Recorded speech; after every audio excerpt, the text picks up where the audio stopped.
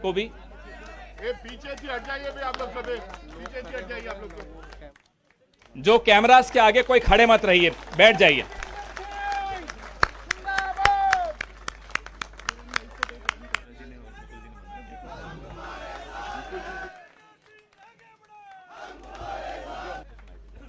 राजीव जी के साथी हैं, सर छोटू राम के नाती। जानी मानी चेहरा है। मैं उदय भान जी से, मुकुल वासनिक जी से, हुडा साहब से, रणदीप सुरजेवाला जी से आग्रह करूंगा कि उनका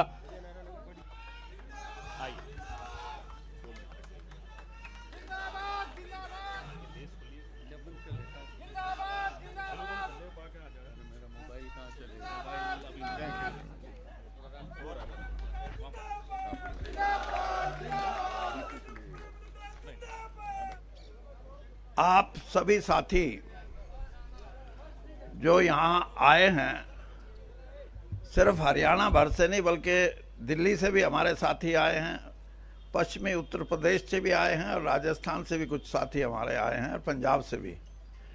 मैं सबसे पहले आपका धन्यवाद करता हूँ और आपसे मैं ये समझता हूँ कि आप भी मेरे जैसे मैं कर रहा हूँ कांग्रेस में शामिल होने की प्रक्रिया में आप मेरे साथ हैं। जरा हाथ खड़े करके बताओ कि आप हमारे साथ हैं। बिल्कुल साथ है साहब।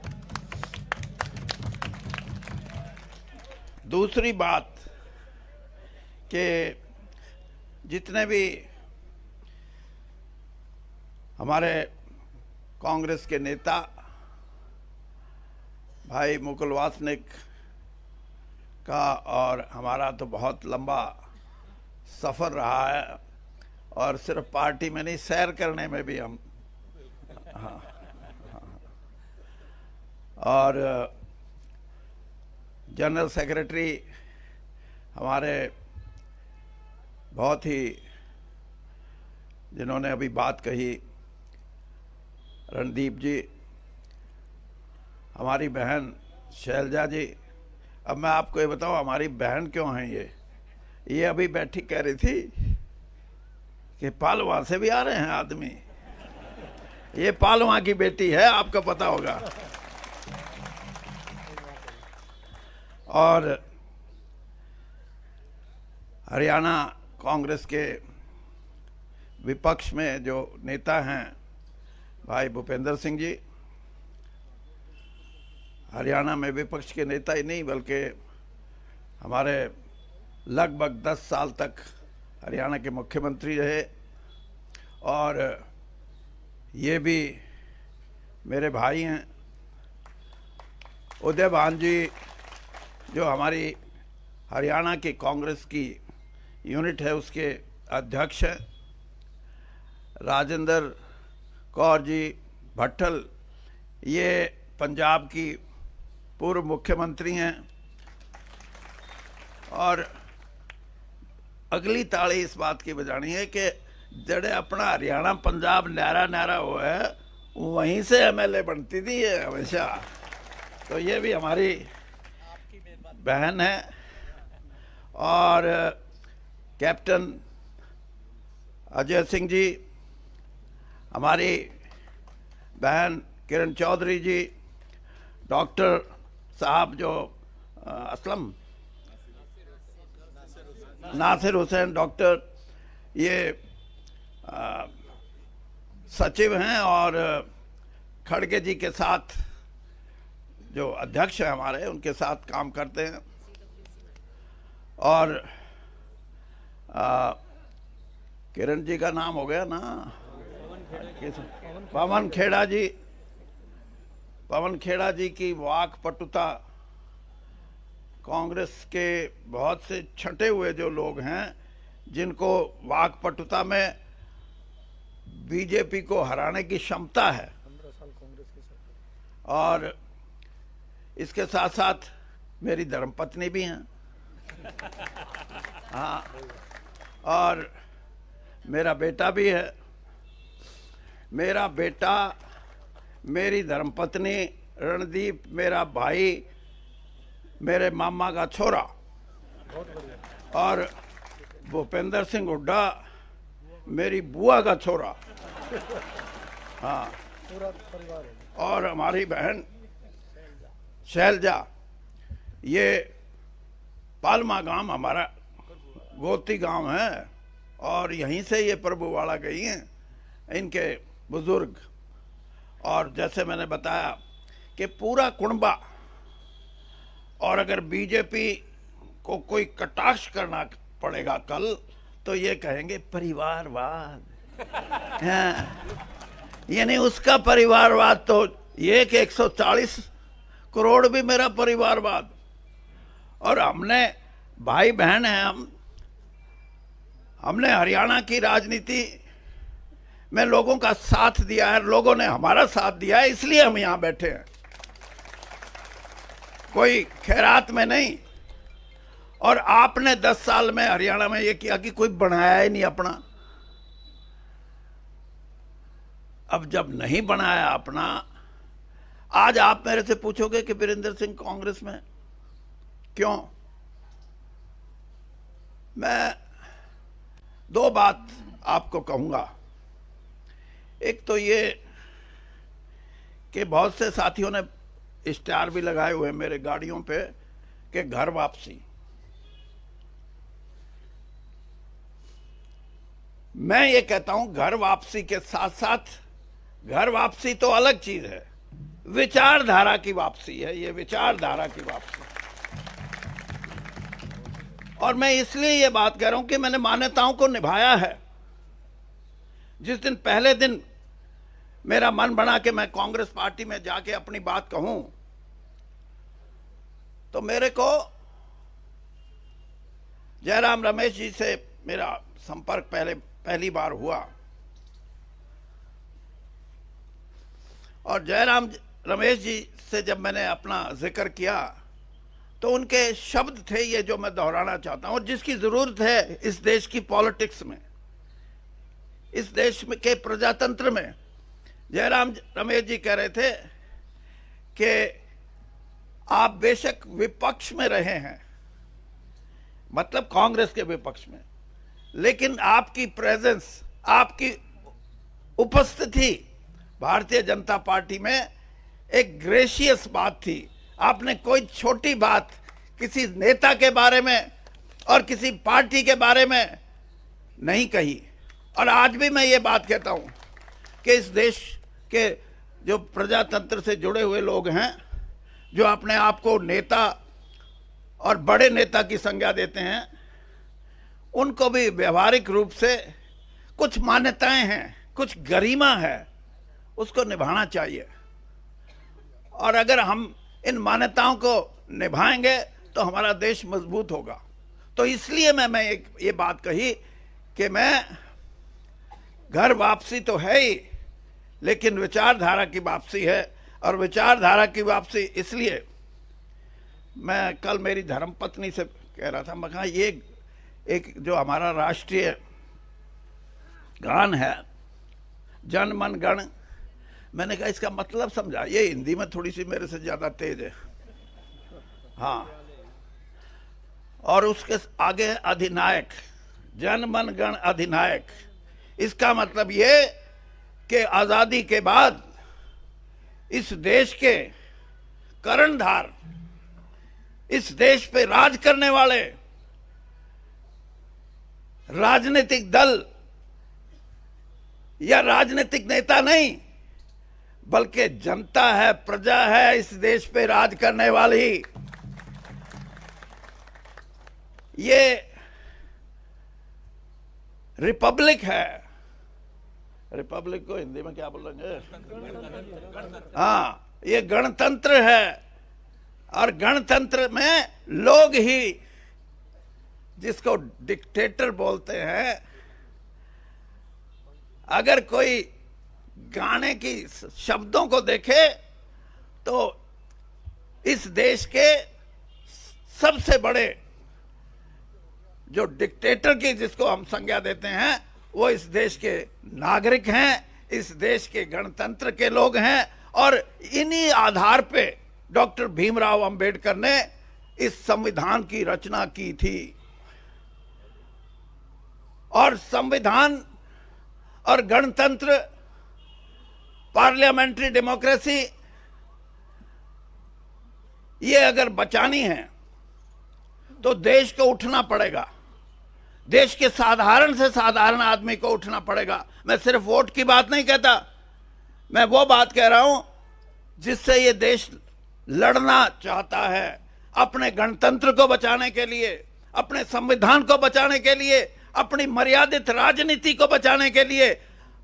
अगर ये चाहते हैं तो इस किस्म की संरचना करनी पड़ेगी।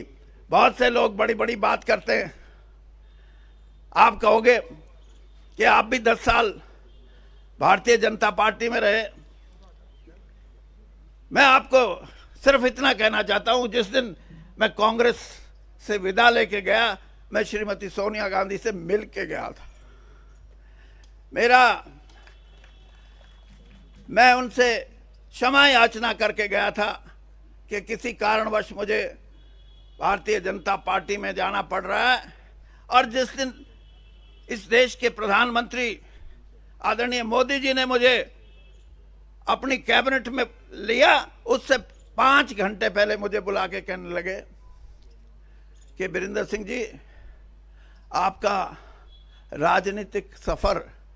मैंने कहा जी, राजनीतिक सफर तो बहुत लंबा हो गया, 42 साल कांग्रेस में रहा हूं, और मैं आपको सिर्फ इतना बताना चाहता हूं कि मैं उन राजनेताओं या उन राजनीतिज्ञों में नहीं हूं जो एक पार्टी छोड़ के दूसरी पार्टी में आके अपनी पैंठ जमाने के लिए दूसरी जिस पार्टी को छोड़ के आए उसके बारे में, उसके नेताओं के बारे में अपशब्दों का इस्तेमाल करें।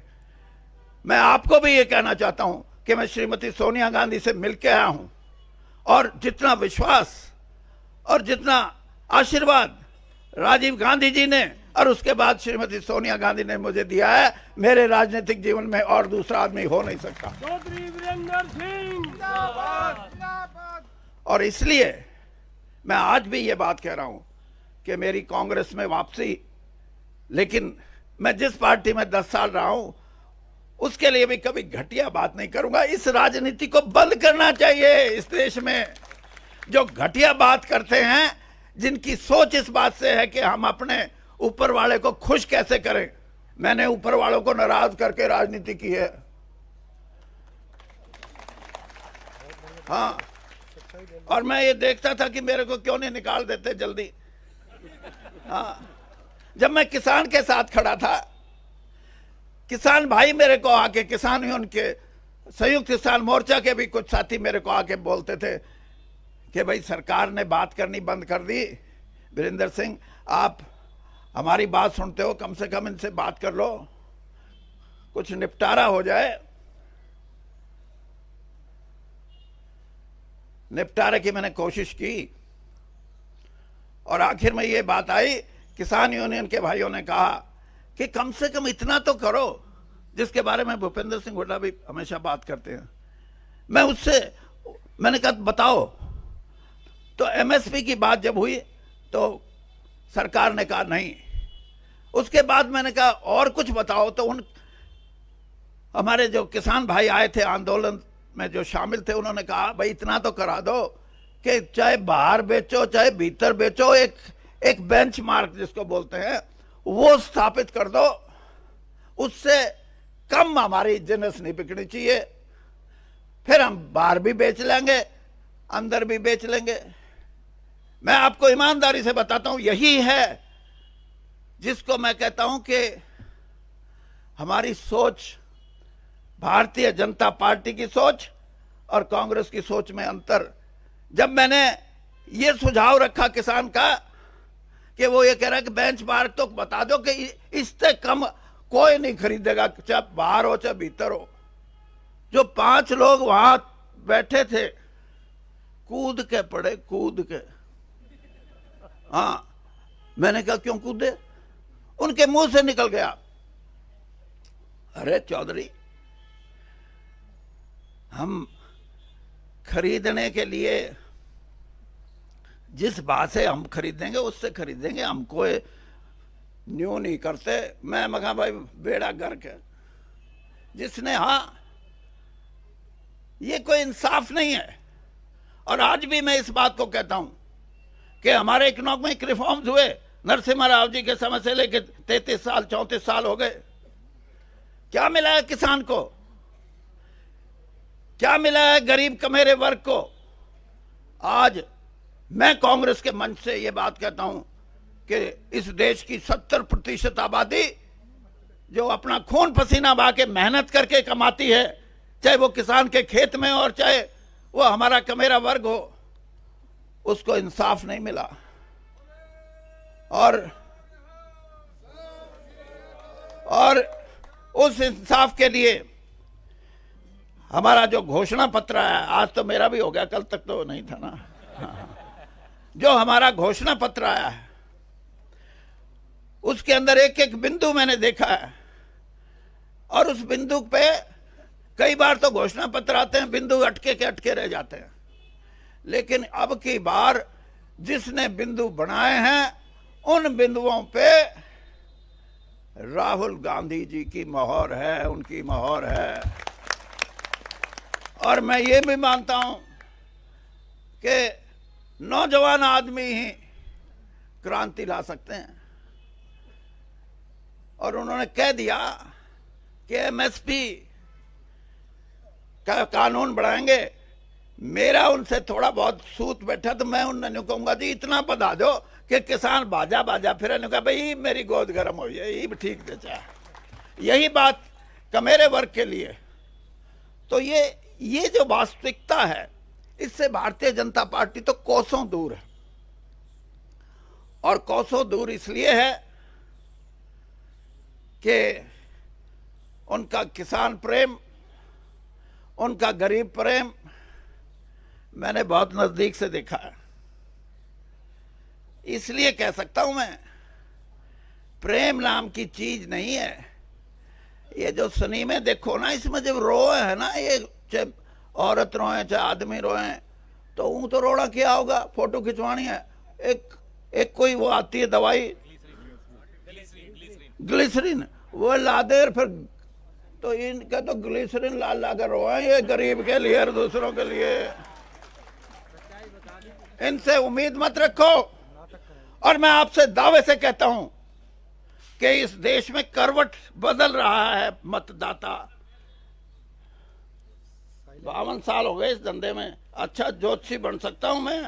हाँ, राजनीति का ये बदलाव है, ये राजनीतिक दल या राजनीतिक नेताओं की वजह से नहीं, ये इनके कुकर्मों की वजह से, इनकी गलत नीतियों की वजह से। और बदलेगा, और जब भी पलटा लगेगा, इस देश का मतदाता, इस देश का युवा, इस देश की हमारी बहनें ये लगाएंगी पलटा, और पलटा लगने को तैयार है। 1.5 महीने से मैं भी देख रहा हूं। और पलटा जब लगेगा, राहुल गांधी जी की बात करते हैं। मेरा बेटा जो एमपी है, ये इनके साथ एक कमेटी में एक दिन कहने लगा, ये डैडी, हाँ भाई बता, ये राहुल गांधी परिवार की जो शख्सियत है, जो उसका करिश्मा है, ये आसाम में जाओ जब भी लाखों लोग, उड़ीसा में जाओ जब भी लाखों लोग, और हरियाणा पंजाब में आवे तो खेत में भी होए, ट्रैक्टर ट्रॉली पे भी होए, ट्रक में भी होए। राजस्थान में जाओ तो औरतें और आदमियों की। ये क्यों? ये मैं इसलिए बताता हूं कि आप समझो, पंडित जवाहरलाल नेहरू के बारे में जिस तरह बात करती है भारतीय जनता पार्टी, बड़ी बड़ी बात करती है। मैं आपको एक किस्सा सुनाता हूं, फिर देख लेना कि पंडित जी से बड़ा कोई आदमी इस देश में हुआ या नहीं। अहमदाबाद से चुनाव लड़ते थे इंदुलाल याग्निक। वो हमेशा इंडिपेंडेंट, निर्दलीय चुनाव लड़ते थे और हमेशा जीत के आते थे। 52 में जीते, 57 में जीते। 62 का जो चुनाव था उसमें कांग्रेस के जो कैंडिडेट थे, वो पंडित जी का किसी ना किसी तरह प्रोग्राम बना लिया रैली का वहां। और जब वो अपना भाषण कर रहे थे तो उन्होंने स्टेज पे बैठे लोगों से पूछा, अहमदाबाद से अब कौन लड़ रहे हैं? तो स्टेज पे बैठे लोगों ने कहा, जी इंदुलाल याग्निक। देखिए महानता राजनीति इन मूल्यों की होती है। पंडित जी ने उसी समय अपना भाषण बंद किया और कहा कि इंदुलाल याग्निक से अच्छा कोई आदमी नहीं हो सकता, सब इसको वोट देना, मुझे मेरी पार्टी की जरूरत नहीं। और यहां बड़ी बड़ी बात करते हैं।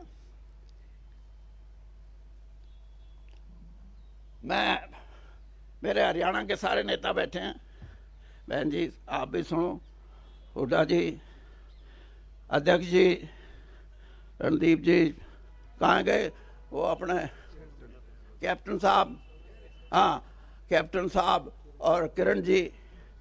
ये बात तो आज लंबी हो जाएगी, मेरे को 10 दिन में 15 दिन में एक टाइम दे दो, 2-3 लाख लोग इकट्ठे करेंगे हम, करोगे ना? हाँ, उसे दिन इनका बोरिया बिस्तर बंद ना हो जाए तो मन पकड़ लियो। धन्यवाद। धन्यवाद चौधरी साहब। आप कार्यक्रम का समाप्ति करते हैं। आप सबको बहुत बहुत धन्यवाद। इतनी धूप में आप लोग इतनी देर तक खड़े रहे, बैठे रहे, जूझते रहे, लेकिन अभी 3 महीने धूप में ही रहना है और संघर्ष करना है। कांग्रेस को